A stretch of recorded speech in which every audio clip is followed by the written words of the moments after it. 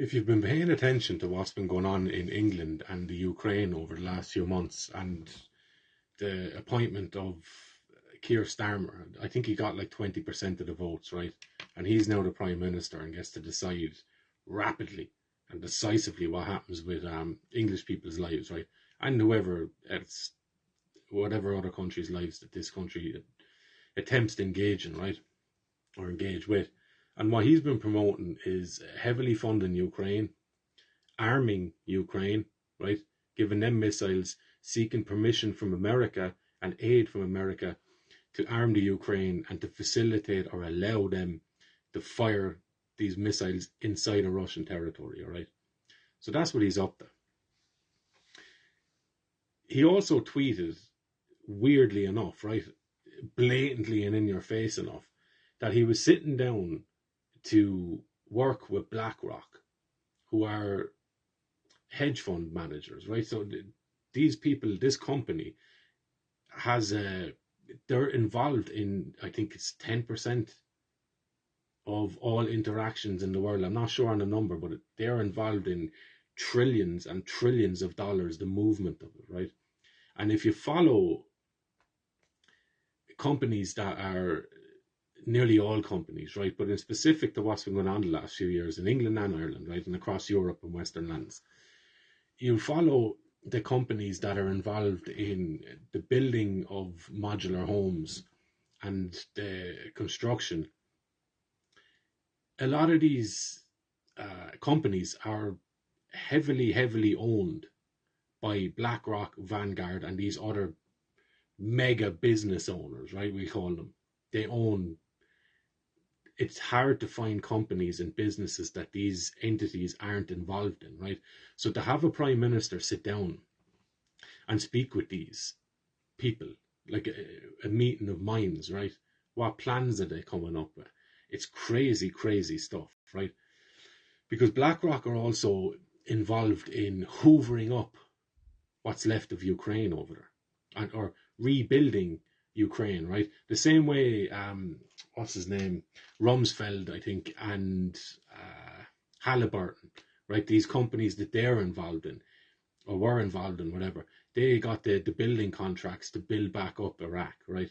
So on the one hand, you have these entities, in this case, Keir Starmer, who's trying to explode the war between Russia and Ukraine, while also sitting down having meetings and working with these massive entities that are involved. I think it's 15 billion they're after pouring into, or they will be getting paid to pour into the rebuilding of Ukraine, right? This is crazy stuff. And it's there for everyone to see, right? The Smedley Butler idea that a war is a racket, right? War is a racket. It's a business transaction, and there's business to be made in entering war, and there's business to be made across every step of a war. The manufacturing, the defenses, the rebuilding up, the human trafficking that follows from all wars, right? All that sort of stuff, from the legitimate or semi-legitimate anyway on the face of it, to the disgusting elements of human nature, right, and human activity. So you also see him, interestingly enough, so that's Keir Starmer on Ukraine.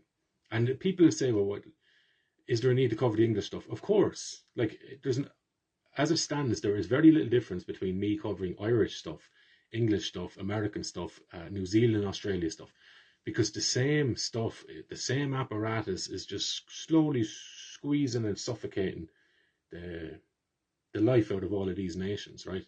And in the background, then you have these big vultures, right, that are just there to pick the bones of these nations and peoples when they've been destroyed, right? And they've got nothing left. Everything has been taken from them, and into their portfolio it goes, right?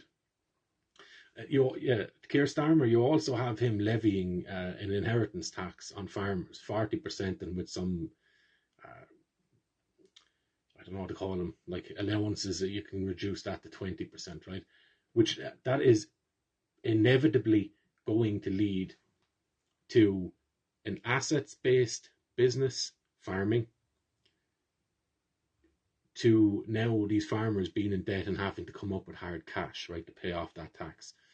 Otherwise, their land will be. They'll have to sell the land. They'll have to sell their assets to come up with the cash to be able to pay off this totally plucked out of the air tax, right? And the question is, who gives him the right to tell you what you need to pay because you just happen to own land, right? Or because you've developed and created your own wealth, right? And then this fella just swings in, no, I want 40% of that. Crazy stuff, right? And then when you see who he's working with, who's going to who's going to come in and buy up the farmer's land and the farmer's assets? Blackrock, all these sorts of entities, right? They'll come in and they'll hoover it up. That's your textbook definition of fascism, right? You have leaders who are making, or communism, like both of these things, they work similarly, right? They work very similarly. You have private companies, public representatives, right, working together to squeeze every drop of wealth they can and to extort ownership of the land, right? The land, not just the money. That's the banks, not just the money, the land. They technically own, they have receipts for the land now, given to them, or the gate open to them by these politicians, right? Who are obviously getting backhanded deals and stuff along the way, obviously, right? Crazy stuff. And for the Irish person, then it's not enough anymore to look at England and say, "Oh, well, look, gosh, they're all off their heads over there. Like that's never going to happen over here, right?" Of course it will. Of course it can, right? Maybe it won't, but it can. And you see the process of that kind of starting, right, with the over-reliance on left-leaning ideology that don't have no time for personal property and private property. They don't believe in it, a lot of them, right? If not all of them. At least the current lunatic extreme that we have, right, claims to represent the whole, right? They don't believe in you having private property, and they also believe that they should tax you into oblivion to the point where you don't own anything anymore, right? And that's not just a left-wing thing, right? That's not just a socialist thing. That kind of idea came from some of the biggest capitalists that have ever existed in America, right? The idea is to keep the money in circulation.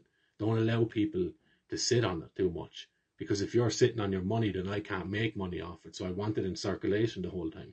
So we'll have incremental taxes and we'll get that money out of you somehow, right? By working with governments, working with politicians, and working with tyrants, whatever form this dictatorship and rulership takes, right? So that's what's happening. And you see that on the continent. That's why farmers are protesting, or that's why farmers should be protesting, right? They might not see the kind of end goal of it, but they're kind of reacting to the step-by-step approach, right? And you see the same thing in Ireland, and it's going to happen. I think they might have a little bit more of a struggle in people accepting that, because per capita, the agricultural industry is probably higher in Ireland than it is in other nations, right? It's also a smaller country. So the impact of farmers, have on the overall industry and the economy of Ireland is much larger, right? So the farmers might kick up a fuss. And also you have the historic romantic relationship between Irish people and land, right? So they might have a little bit of a delay in getting to where they want to be, i.e. in England right now. But it's coming, right? It's coming. And that's what you're looking at. You are looking at these mercantile classes, right, who are, after fancying themselves a bit after a few centuries of accumulating wealth, they see themselves now, if not, they've not married into aristocratic lines, right? They may have, and they have in certain instances. But now you're seeing the rise of a new aristocracy, plutocracy, right? The governance by the rich, right? And rich aside, lunatics that think they can go and pay for everything and own everything and have 95% of the population as their employees, right? Serfs, slaves, whatever you want to call it. It's the same thing, the same echoes of history, right? So to think that won't or can't happen in Ireland, absolutely it can, and that's what you should be on the lookout for. But the idea, and it's very obvious now,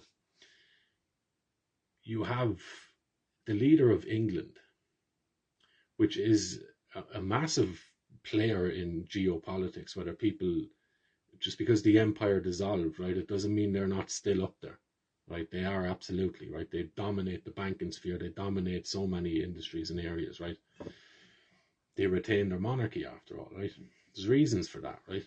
And that means something symbolically. Even it means something, right? The power didn't go, you know. So that's what you have. You're seeing the rise of a new elite, right? New controllers, but this time on a global scale, if not across certainly Western civilization anyway.